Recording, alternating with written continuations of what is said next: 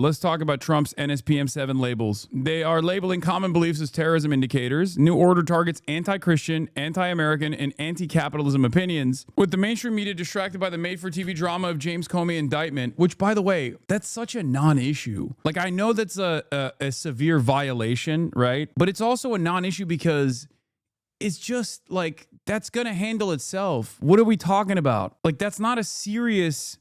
It's a serious setback, but it's also not like a serious problem because there's 0%. Once that gets the court, it's getting thrown out. Like, that's crazy. When people say, oh, is this a distraction? That is a distraction. The reason why I say that's a distraction is because I look through the indictment. It's so ridiculous. But dumbass liberals are so locked in on that because Jim Comey was like a television figure for them. Like, that is, I would go so far as to say, that was like, this is even more ridiculous than the Jimmy Kimmel shit. Because, like, straight up going after like random liberals on TV by utilizing the FCC is a violation of the First Amendment. Whereas, like, frivolous litigation that the administration is like kick-starting when it's clear that it's not going to go anywhere, I don't think that's going to be as big of a problem. Anyway, with the mainstream media distracted for the made-for-TV drama of James Comey's indictment, Trump has signed a little notice national security directive identifying anti-Christian and anti-American views as indicators of radical left violence. Called the National Security Presidential Memorandum 7, it's being referred to as NSPM-7 by administration insiders. This is the first time in American history that there is an all-out government effort to dismantle left-wing terrorism, Trump's Homeland Security Advisor Stephen Miller said, referring to the issuance. To the extent that the major media noticed the directive at all, they, even C-SPAN, incorrectly labeled it an executive order, like this week's designation of Antifa as a domestic terrorist organization. It's hard to overstate how much different NSPM-7 is from the over 200 orders Trump has frantically signed since coming back into office. An executive order publicly lays out the course of day-to-day federal government operations, whereas a national security directive is a sweeping policy decree for the defense, foreign policy, intelligence, and law enforcement apparatus. National security directives are often secret, but in this case, the Trump administration chose to publish NSPM-7, only the 7th since he's come into office. Previous national security directives have been controversial, even politically earth-shaking.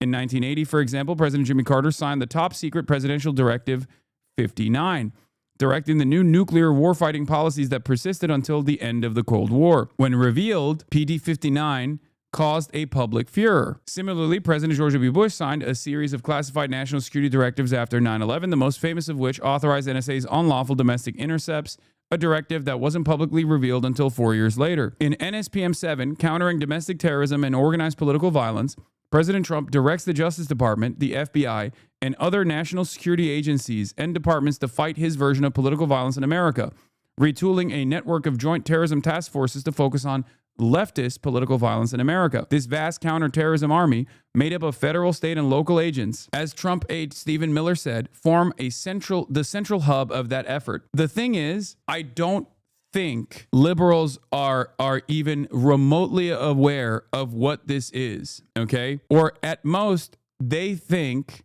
that it's just about, radical leftists or something. People that they also don't really like. People that they see as like spoilers to Kamala Harris. Even people like myself. It's not. This is a way to utilize all of the intelligence community's powers to actively target and prosecute, investigate, and potentially apprehend anyone and everyone that has exhibited a anti-racist thought, okay? Declaring them enemies of the state. This is also directly antagonistic to the First Amendment. This is a significant attempt to outwardly cripple the First Amendment, okay? NSPM-7 directs a new national strategy to disrupt any individual or groups that foment political violence, including before they result in violent political acts. In other words, they're targeting pre-crime, to reference Minority Report. The Trump administration isn't only targeting organizations or groups, but even individuals and entities whom NSPM-7 says can be identified by any of the following indicators of violence: anti-Americanism, anti-capitalism, anti-Christianity, support for the overthrow of the United States government, extremism on migration, as in people who say anti-immigrant sentiments are born out of racism, Extremism on race, as in to say that black people should not be disproportionately targeted. Because remember, by the police. Because remember, this is the front-facing, most marketable positions that they can put out there. Do you understand? It will extend to anyone and everyone that is a liberal, that is someone who is maybe even not a liberal, but goes, I don't think racism is good. This extends to every single person in the United States of America at any given moment. Extremism on gender. What could that be? Hostility towards those who hold traditional American views on family. Hostility towards those who hold traditional views on religion, and hostility towards those who hold traditional American views on morality. These are intentionally vague, but if you look at the combination of what they're singling out, this ranges everywhere from people like myself, people like ourselves in this community, all the way down to your fucking parents that were lifelong Republican voters who might have switched at some point to vote for Kamala Harris or to vote for Joe Biden. Do you understand? The United States requires a national strategy to investigate and disrupt networks, entities, and organizations that foment political violence so that law enforcement can intervene in criminal conspiracies before they result in violent political acts, the directive states. A pre-crime endeavor, preventing attacks before they happen, is core to the post-9/11 concept of counterterrorism itself. No longer satisfied to investigate acts of terrorism after the fact to bring terrorists to justice, the Bush administration adopted preemption. And for a lot of people who were oblivious to what they were doing at the time, this simply meant round-the-clock, 24/7 surveillance in Muslim neighborhoods, trying to find, like, the FBI used to do this all the time, trying to find people who are like, who have like intellectual disabilities and whatnot, to try to radicalize them, then goad them into doing something, and then stopping it ahead of time to basically say, look, we did it. Many such cases took place on U.S. soil, okay? This happened quite a bit. This happened a lot. The FBI used to do this all the fucking time, okay? They would go after like some autistic teenager who's Muslim online, and they'd be like, ooh, you should get some Tenorite at this drop site that we left for you. And then they would apprehend the person and be like, this guy's a terrorist. We apprehended an Islamic terrorist, okay? Overseas, that led to aerial assassination by drones and special operations kill missions. Domestically, it led to a counterterrorism campaign whose hallmark was excessive and illegal government surveillance and use of undercover agents and confidential human sources to trap and entrap would-be terrorists. You don't actually have to do anything wrong for the federal government to try to present an argument, because in this circumstance, it's more so about building a narrative. So I think what they're doing, just like McCarthyism, just like post 9/11 Islamophobia, what they are trying to create here is an intelligence community-backed effort to create a narrative of left-wing terror. So basically what they're going after here, what they're going to be going after here is goading people into Fed posting, as we like to call it, and then trying to apprehend people for engaging in acts of Fed posting to create a narrative, or maybe even let a couple of these incidents go, right? Coerce people, intimidate people into taking action, and then letting a couple of them go, and then say, you see, this is a real violent and dangerous endeavor. We must react. Because right now, I mean, if this is a fully competent administration, which it's not, but right now, there isn't a lot of appetite for this kind of thing. There isn't a lot of appetite for this kind of like mass apprehension, right? But the goal is to manufacture some kind of consent for the federal government to start apprehending and arresting anyone and everyone that is remotely demonstrated empathy at any point. This tactic sounds familiar if you are aware of how America's allies have worked, or puppet states, dictatorships, fascist forms of governance all around the world that we've aligned with. We have done this everywhere else. It's called the Jakarta method for a reason. It was first implemented in Jakarta. Now we are turning that same scrutiny and same principled authoritarian fascist technique to the domestic front. Fascism is colonialism turned inward, and this is fascism. This is imperialism and colonialism turned inward. This is happening at the domestic level now.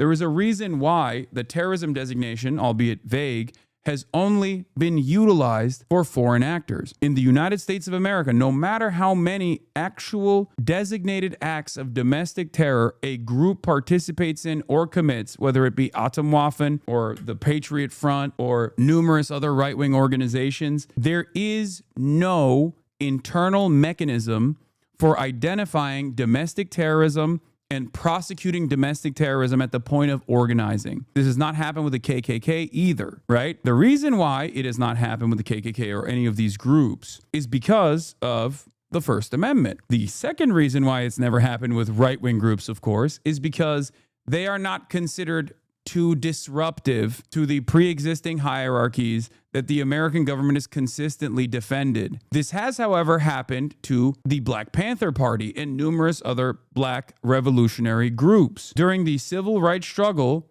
this is precisely what they did with the Black Panther Party and numerous other organizations. They did it, they disrupted it, they infiltrated these groups, they assassinated its leaders, and I suspect that that's what they're trying to do now. However, even with the Black Panther Party and numerous other black liberation organizations, there was still ultimately a foreign actor that they could associate this movement with. At the time, it was the USSR, right? This was during the Cold War still. So they could still associate it with the USSR, or they could still... there still was a lot of racial animosity, way more so than it exists now. There is racial animosity in this country. White supremacy has not gone away. This is an inherent contradiction that Americans have never addressed, adequately. Having said that, however, the racial tensions in this country at this stage are nowhere near where they were during the civil rights struggle, okay? The reason why I'm bringing this up is because I do not suspect there is enough appetite from the broader base of support, or even just like the broader base of Americans, to allow the government to intercept, infiltrate, and engage in this kind of ridiculous prosecution for any kind of anti-racist organizing, for example. So on the one hand, I don't think liberals are aware of what's coming next. And I keep repeating this over and over again. I talk about how dangerous this is, how worrisome this is, and how un-American this is, even though it has happened throughout different periods of American history in our darkest chapters. But also on the other hand, I think once it kicks into high gear, more and more Americans will start getting frustrated. Adam Johnson reports on a similar incident. A federal judge Thursday sentenced a former U.S. Navy sailor to 12 years in prison for plotting a terror attack against a naval station, Great Lakes in Chicago's north suburbs, and seeking to help the Iranian government move radioactive material to the United States. Of course, there were no Iranians involved in this. Reading this headline and article, you would have no idea no Iranians were remotely involved in any of this. Like 99% of FBI foiled terror plots, the plot was a whole cloth invention of the FBI targeting a single dipshit in an elaborate Truman Show style ruse. A reasonable person would come away reading this tweet and article under the distinct impression Iran was attempting to smuggle in radioactive material into the U.S., but they weren't. No Iranian or radioactive material were involved. Some moron simply thought they were because FBI duped him into thinking they were.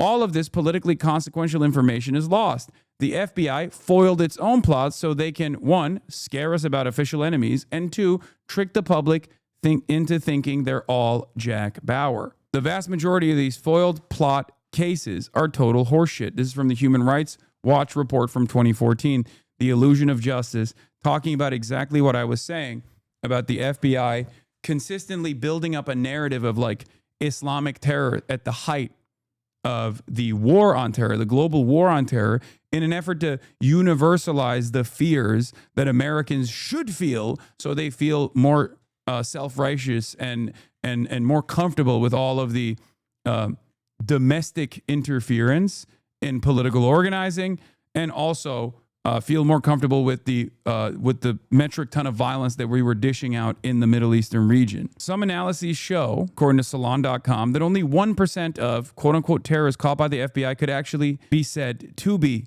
quote-unquote terrorists. Like, people who legitimately, on their own, radicalize and choose to take action, and then the FBI infiltrates or intercepts their communications with like a foreign entity or whatever, and then stops them before they actually engage in an act of like stochastic terror, okay? The overwhelming majority of intelligence community operations of this sort are built around coercion and entrapment. But this, at the very least, plays a formative role in designing a media landscape, especially by pliant media members who will cover this stuff without actually diving into the details to justify what other additional measures that the government may take in terms of mass surveillance and in terms of disruption and creating watch lists and creating an environment of insecurity around any sort of expression of political dissent. That is the overarching goal of the government here. Now, with Donald Trump's directive retooling the counterterror apparatus to go after Americans at home, this means monitoring political activity or speech as an investigative method to discover radicalism. Contrary to other national security documents, all during the post-Watergate era, NSPM-7 doesn't even mention the First Amendment or the fundamental right of Americans to organize and protest. The focus on speech is evident throughout NSPM-7.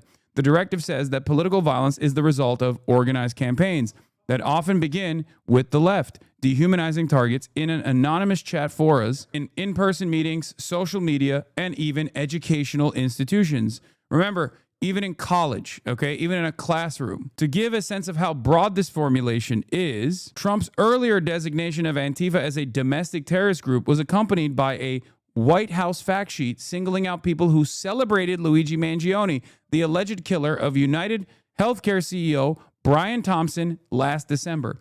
As I wrote at the time, this describes a lot of Americans. This is not a political singling out of radical potential terrorism or something, okay? This is straightforwardly prosecuting whoever they want to prosecute. Like, this is trying to create an environment where there is just cause to go after whoever the fuck they want. This is so over-encompassing and so broad that it literally has, it's not just people like myself. It's just, this means Trump voters even. You know what I mean? This is anyone and everyone. Trump's new national security memorandum also alludes to Mangione, but adds to it even larger categories of potential targets. NSPM-7 is fundamentally a law enforcement directive, and it dispenses with the complications of using the active duty military or the National Guard in pursuit of political violence. It directs the Department of Justice to focus the FBI's approximately 200 joint terrorism task forces to the new mission. The FBI network of task forces comprises over 4,000 members, including FBI personnel and task force officers from more than 500 state and local agencies and 50 federal agencies, including special agents, police officers, intelligence analysts, and surveillance technicians. First established in New York City in 1980 to systematize FBI and NYPD cooperation, today there are task forces around the country, including at least one in each of the FBI's 55 field offices. For the Trump White House, the beauty of using an already existing network is that it bypasses congressional oversight and scrutiny and even obscures federal activity to governors and legislatures at the state level. States, cities, and local police have already signed memoranda of agreements with the feds to fight terrorism, and officers are already assigned as task force officers, okay? NSPM-7 says that the JTTFs shall investigate potential federal crimes relating to acts of recruiting or radicalizing persons for the purpose of political violence, terrorism, or conspiracy against rights, and the violent deprivation of any citizen's rights. These last two parts here are also intentionally vague to be as broad and as over-encompassing as possible, okay? Because some of this stuff, like radicalizing people for the purpose of political violence, directly intervenes with the First Amendment, because you can say that about anyone, right? You can say that about anyone and everyone. You're cook, no. I mean, yeah, this is basically written as a fucking, written as a way to apprehend and single me out as like a fucking domestic terrorist, but it's written in such a way that it also extends to fucking literally David Pakman even, you know what I mean? It's written as a way that this could mean anyone from people like myself all the way to like the Podjohns, okay? It's not just people like myself. It's not like Jason and Ruhe or whatever.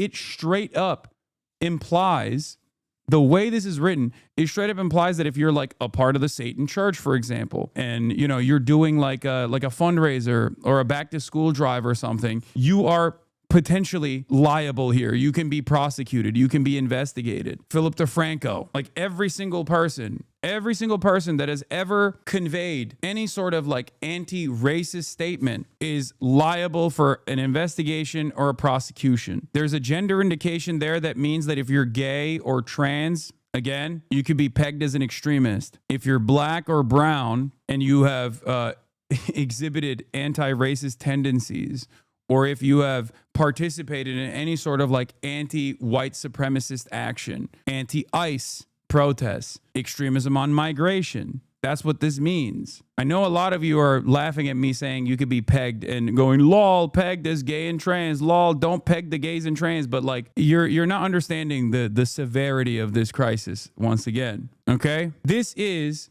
an attempt to criminalize any sort of non-Republican viewpoint. I don't even want to say leftist viewpoint here, okay? I don't even want to say non-Republican viewpoint here because like this even could potentially criminalize Republican viewpoints as well, as long as they are a Republican that says, yeah, I also think ICE is fucked up. You are now a target. You can be designated as a rhino. The Attorney General shall issue specific guidance that ensures domestic terrorism priorities include politically motivated terrorist attacks such as organized doxing campaigns, swatting, rioting, looting, trespass, assault, destruction of property, threats of violence, and civil disorder. The NSPM-7 says, civil disorder, ? I don't want to sound hyperbolic, but the plain truth is that the NSPM-7 is a declaration of war on anyone who does not support the Trump administration and its agenda.